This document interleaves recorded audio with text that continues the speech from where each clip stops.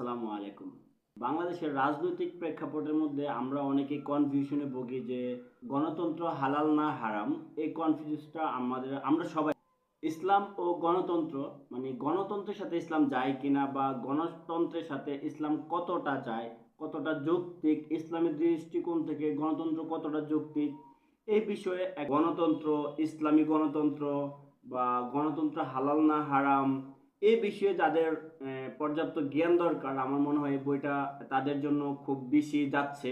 ইসলামের সাথে গণতন্ত্রের কতটা মিল আছে, কতটা অমিল আছে এবং আদৌ গণতন্ত্রের সাথে ইসলাম মিল আছে কিনা, এই বিষয়টা যাদের জানা জরুরি বা যারা জানতে চান, রাজনীতি বিষয়ে যাদের জ্ঞান দরকার, ইসলামিক রাজনীতির ব্যাপারে যারা আরও বেশি জানতে চান, আমার মনে হয় এই বইটা অত্যন্ত গুরুত্বপূর্ণ একটা বই।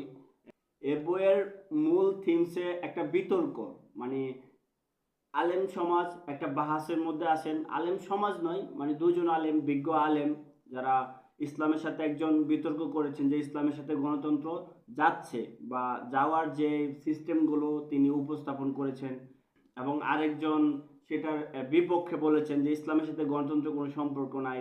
যে এই যে একটা বিতর্ক, মানে যার যার যুক্তি দাঁড় করিয়েছেন, বইটার মধ্যে একবারে সম্পূর্ণ সংকলন আছে। আপনাদের যাদের দরকার, আমার মনে হয় যে বইটা জরুরি। এবং রাজনীতিক জ্ঞান রাখতে গেলে ইসলামিক রাজনীতি দেন, গণতন্ত্রের রাজনীতির ব্যাপারে প্রচুর আছে। গণতন্ত্র আপনাকে জানতে হবে, যেহেতু আপনি গণতন্ত্রের রাষ্ট্রে বসবাস করছেন, এবং আপনি যেহেতু মুসলিম, তাহলে ইসলামিক দৃষ্টিকোণ থেকে গণতন্ত্র, খেলাফত এ বিষয়ে আপনার জ্ঞান থাকতে হবে, মোটামুটি হলেও ধারণা থাকা উচিত।